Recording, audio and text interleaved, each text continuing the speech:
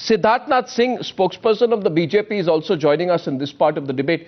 Mr. Singh, I just have a small suggestion that bring up any issue in the run-up to 2014, but take away internal security and terrorism from your list of political subjects for debate. Is it possible for the BJP to do that?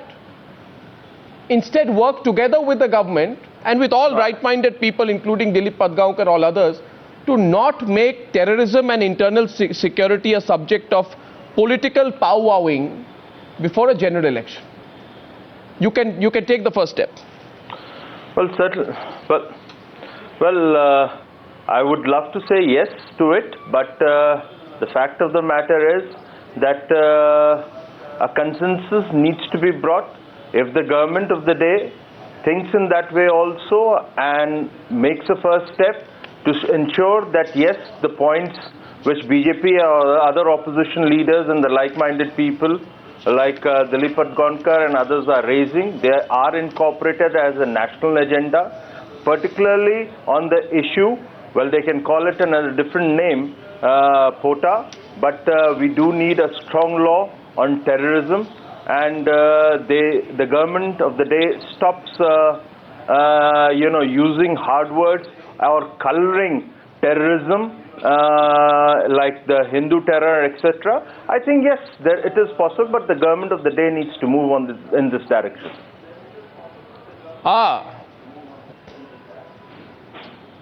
Renuka Chaudhary, the onus is also on you, and rightly so. If Sushil Kumar Shinde and others from your party...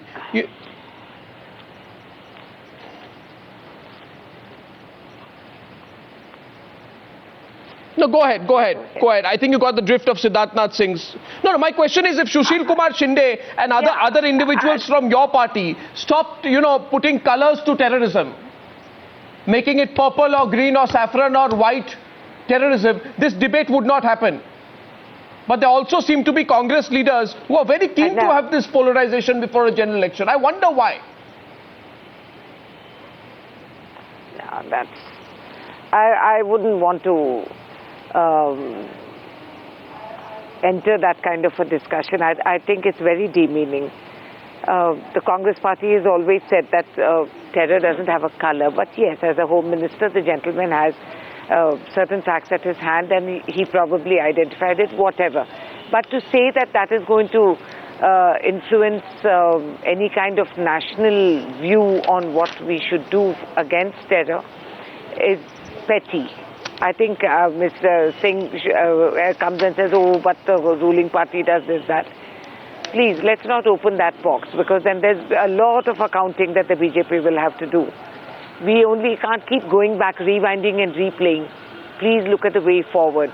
The way forward is that we all consolidate, we discuss this, and we move forward as one force. At the end of the day, there's nothing that can take on India when India decides to take a stand. And that is something that they should understand. And that's something Congress historically has always been done. Yeah, but there is an internal divide. There's a general election. To the nation. There's an internal divide. There's a general election coming up. The nature of the debate that we are seeing over the last... No, I'm sorry. The election has no bearing on what we are committed to do to secure this country. Let that be very, very clear. And this is not the first time the Congress has addressed or said this. We have stood by every time, everywhere.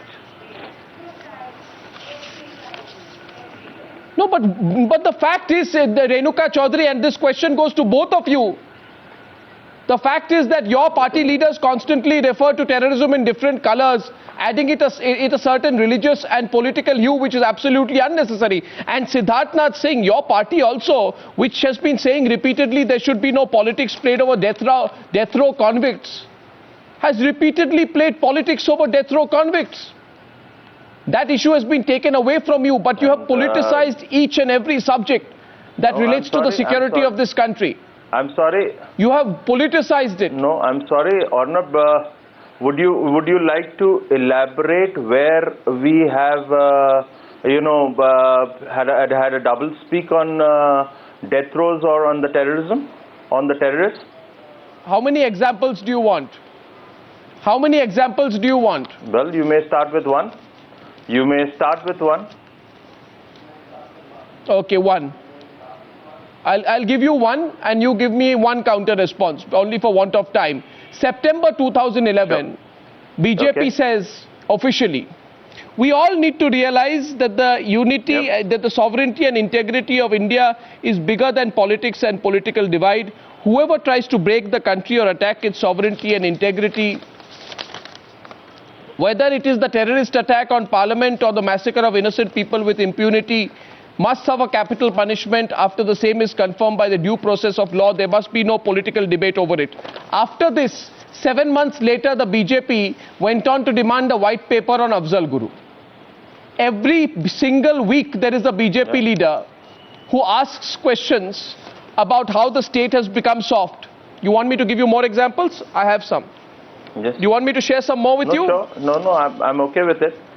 No, you are welcome. If you wish to share, I have a straight answer to you that yes, when no, you've got the drift, I think. No, you wanted examples. I'm never short of examples. No, I'm okay. I'm okay because you said, but then I didn't know where to, what to answer to you. But now you've given an example. I'll come. You hear my answer also. That on Afzal Guru issue, we all have, from time and again, have raised this question.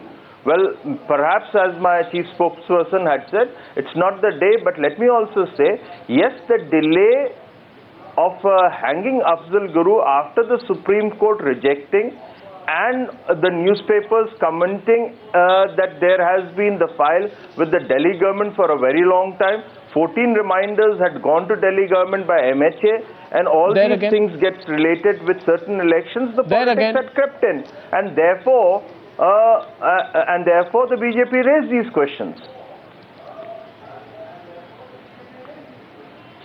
Well, there again, we are back to the same old debate. At the end of the day, neither side is willing to stop taking political pot shots at each other. I'm afraid my attempt to seek a consensus has not been very fruitful. Trying to raise a political question and politicizing, when we are saying, my chief spokesman said, let's not politicize, then what do? I don't look the other way and say, no, I'm sorry. I take the blame from Mr. Arnab Goswami on the national channel, which is most watched. Siddharth Singh, Renuka Chaudhary and Dilip Padgaonkar, I'll have to thank you all. The debate will continue here on Times Now. My question will also be on whether the entire element of discretion should now be taken away from the government so far as those in the death row, especially terror convicts, are concerned. Thank you very much, ladies and gentlemen.